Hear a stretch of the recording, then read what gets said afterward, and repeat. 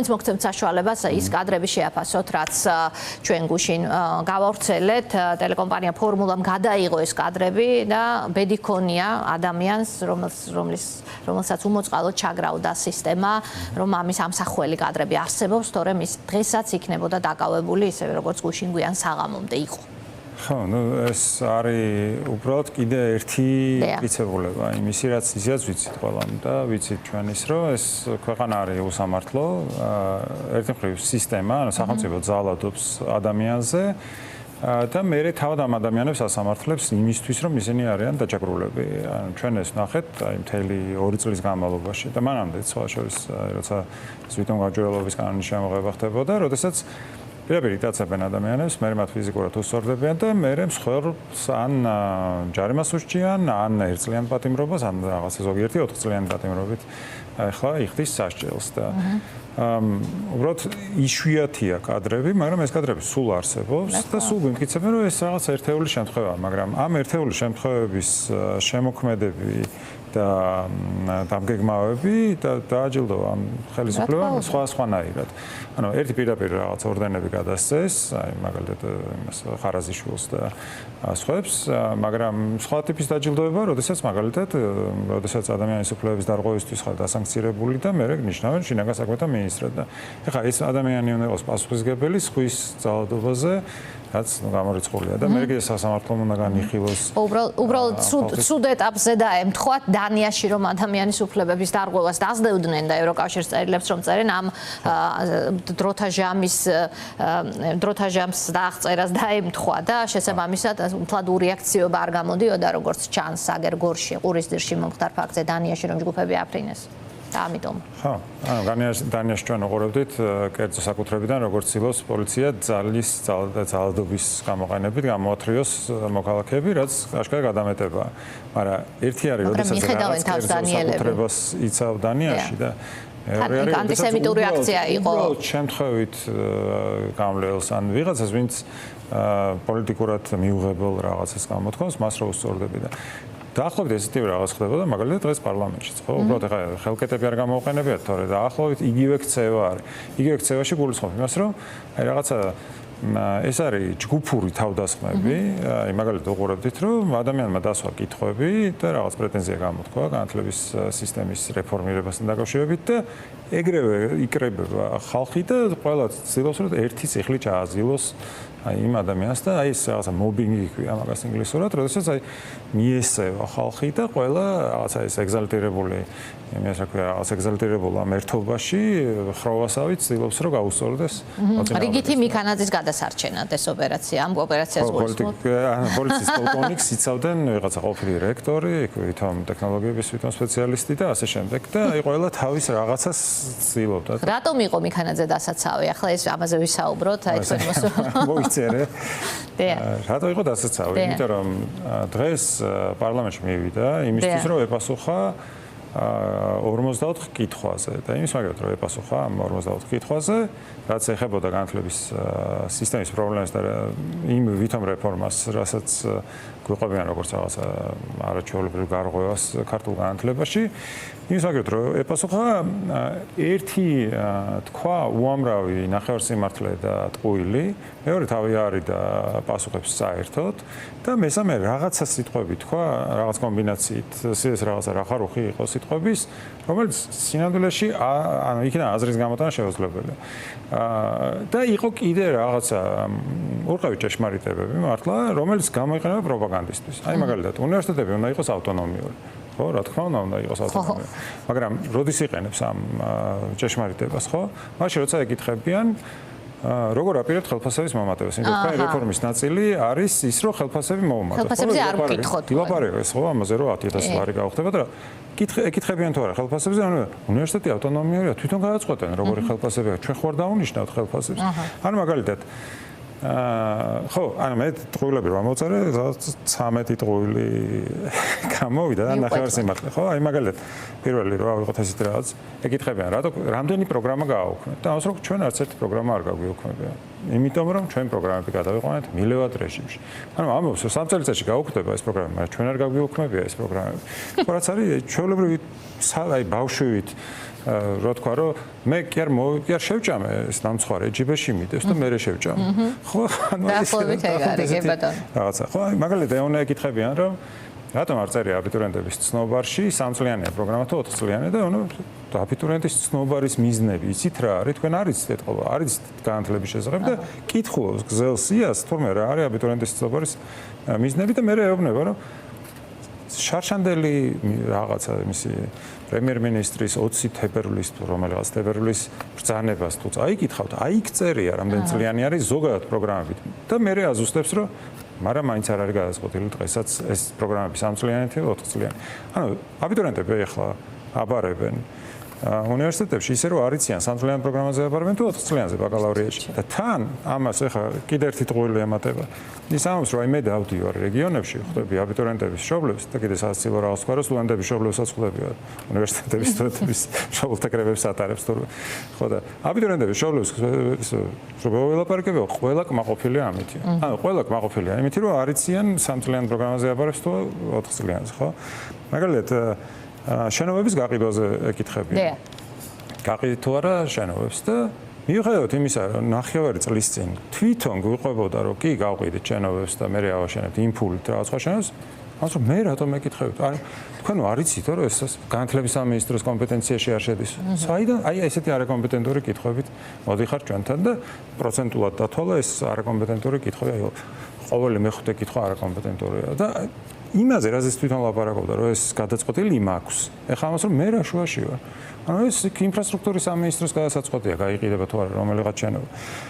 ანუ მაგალითად გვეუბნება რომ საზოგადოების ჩართულობით განხორციელდა რეფორმა და გვიყვება იმას რომ რამდენიღაც შეხვედრა ჰქონდათ რექტორებთან და მორჩა. ანუ ის რომ იმ რექტორების ნაწილმა უთხრა რომ ესე არ შეიძლება რეფორმის ჩატარება, ამას არ ითვალისწინებდა. ჩვენ თვალწინ ხდებოდა ორი უნივერსიტეტის გაერთიანება გაყოფა და ასე შემდგომ, ხო? ტელევიზორიდან გაიგო რექტორმა რასუპირებდა მიქანაძე.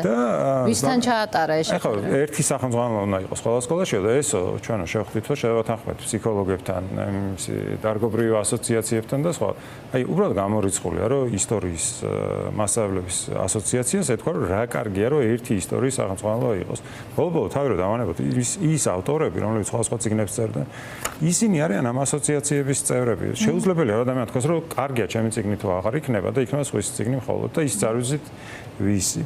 ან მაგალითად ამბობს, რომ ეს რეფორმა ტარდება ერთი ქალაქი, ერთი ფაკულტეტის პრინციპით და ვიცით, რომ ტყუილია, იმიტომ რომ აი მაგალითად სამხატვრო აკადემიაში და ტექნიკურ უნივერსიტეტში ორივეში იქნება არქიტექტურის მიმართულება. ახლა სახალს რო შეუძლია და არქნა რაღაცა ურბანულ სივრცით დაგეგმარებას. მაინც არქიტექტურა, ხო, არიცვლევაში ნასი, კი ბატონო.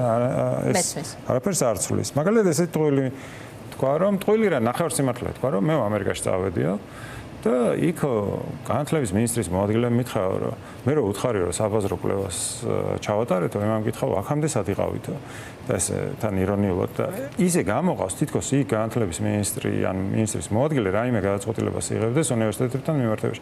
საერთოდ არანაირი კავშირი არ აქვს ამერიკის აბა რა ავტონომიური ხარისხია ისეთი მაღალი უნივერსიტეტების იქ საერთოდ ფედერალურ სამინისტროს არ შეუძლია ასეთ ორგანიზაციაში ჩაერიოს, მათ შორის სკოლაშიც კი, ანუ სკოლაც კი არ იმართება, არათუ უნივერსიტეტი. ანუ საერთოდ ანუ იმ ადამიანს, ვინც არ არის გათვითცნობიერებული, ამაში იმას ატყუებს.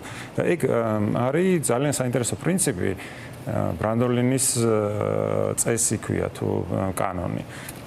ესეთ პროგრამისტი იყო იტალიერი, თუ არის შეიძლება ცოცხალიც არის ბრანდოლინი, რომელმაც მახვილგონივრულად თქვა ესეთი რაღაც, რომ თუ ტყუილის თქმა სჭირდება მაგალითად 1 ან 2 წამი, მე ამ ტყუილის გამართლებას თუ გადასინჯვას და იმის გარკვევას მართალია თუ ტყუილი ბევრად მეტი ძალისხმევა ჭირდება და ამიტომაც არის რომ დაახვევებ ამ ტყუილებს ხო მე შეუძლებელი გახდება რომ გიპასუხო მაგალითად თვითონ იქვე ხო სხდომის დროს ადამიანებს ხონდათ 2 წუთი იმისთვის რომ ეპასუხათ ანუ ვიღაცებს ვინც კრიტიკულად არიან განწყობილი 2 წუთი და მე კიდე არის მთელი არმია ამ ხალხის რომელიც იცავს რომ აი როგორი არაჩვეულებრივი სიტყვა თქვით და ეხლა ბავშვები იქნებიან დაცულები და ასე შემდეგ. აი ნახევარსიმართლე რო არის, ხო ეს რაც წამს რომ მე ჩვენო სკოლის ფორმებს კი არ ვაბრუნებთ სკოლებში.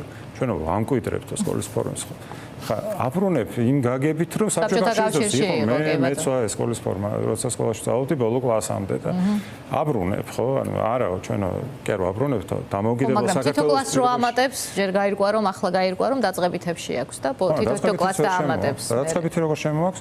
ანუ თავიდან ხო თქვენს რომ სექტემბერში იქნება 4 კლასი. ახლა აღმოჩნდა რომ ფულია დასამატებელი. არა, ეხლა აღმოჩნდა მარტო პირველ კლასს ექნება რომ დაიწყოს სწავლა და მე პირველი სემესტრის განმავლობაში შუა გზადაგზა დაგაწევთ ფორმებსო და მე კიდე გავზდითო და მე რატო ანუ თავიდანვე რატო არ ვაკეთებთ, იმიტომ რომ შეიძლება დაპირისპირება გამოიწვიოსო ფორმების შემოტანამ მასწავლებლებს და მოსწავლეებს შორისო და თუ იცი რომ ესეთ დაპირისპირება შემოაქვს, ანუ ახალ პრობლემას რატო ქმნის საერთოდ სკოლაში, ანუ რა ღირებულება აქვს ამას? ამაზე ფულს რატო ხარჯავ? ხო და მე ამისი გამართლების მცდელობა არის საერთაშორისო არგუმენტებით. მაგალითად, უცებ რო ეკითხებიან, მე 11 კლასში რატო უნდა იმეორებდნენ ბავშვები, მხოლოდ წინა მასალას უცებ ამას ეს რაღაცას რომ აი გერმანიაში და იმაში თქვა ინგლისში ვიწრო სპეციალიზება ხდება ბავშვების ბოლო კლასებში. ეგ ნიშნავს, რომ საერთოდ არის რაზე ლაპარაკობს. რომ სპეციალიზება საერთოდ ხდება სკოლებში არც ერთ ქვეყანაში, ანუ არაფრის სპეციალისტები სკოლებში არ გამოდიან. შეიძლება ვთქვათ, რომ უნივერსიტეტისთვის მომზადება ხდება, მაგრამ ახალ რაღაცებს ასწავლიან. ან ძველს კი არ ამეორებინებენ გერმანიაში. სრულიად ახალი პროგრამა არის, აბიტურის პროგრამა, ან თქვათ იმაში ინგლისში A-level-ების პროგრამა ქვია და ასე შემდეგ.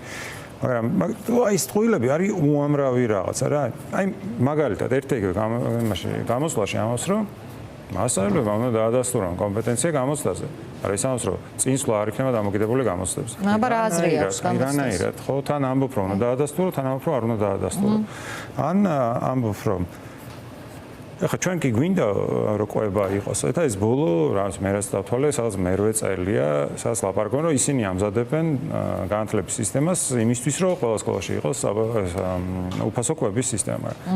აქაც უცებ პასუხისმგებლობა გადააქვს სხვაზე და ამას რომ კი, მაგრამ ახლა აქ უნდა ჩაერთოს აუცილებლად სოფლის მეურნეობის და ჯანდაცვის სამინისტრო სურსათის უვნებლობის საკითხები გადაიჭრას. აი ამას ყველაფერს რომ მოვაგვარებთ, მერე გადავწყვეტ რაღაც. სუსტად იგივეს აკეთებს, როცა ეკითხებიან სკოლები რომ დაანგრიათ, რატო არ ააშენეთ. ისე რომ ისიც ჩარშანდლის მერე ეს განათლების სამინისტროს კომპეტენცია არ არის, მაგრამ ჩვენ აი კოორდინაციას უწევთ ინფრასტრუქტურის სამინისტროს და ეგ მუნიციპალურ რა მეხებაო? არ ვიცი, როცა მაგალითად ის ამას რომ ჩვენო გვეხებაო, როგორცო დასავლეთშიო, იმის განსაზღვრა რა პროგრამები უნდა ქონდეთ უნივერსიტეტებს და რამდენი ადამიანი უნდა აბარებდესო და არ განსაზღვრავენ ესე პირდაპირ ესე ხისტად რომ უნივერსიტეტს უკარ ნახონ რომ აი შენ აღარ გექნება, რა ვიცი, ერთ-ერთი პროგრამა მაგალითად საკუთარ თავს ეწინააღმდეგება თავშივე ავტონომიურობაა მთავარიო რომ ხო, აი სოციალური მუშაკების პროგრამა მაგალითად გააუქმეს სადღაც.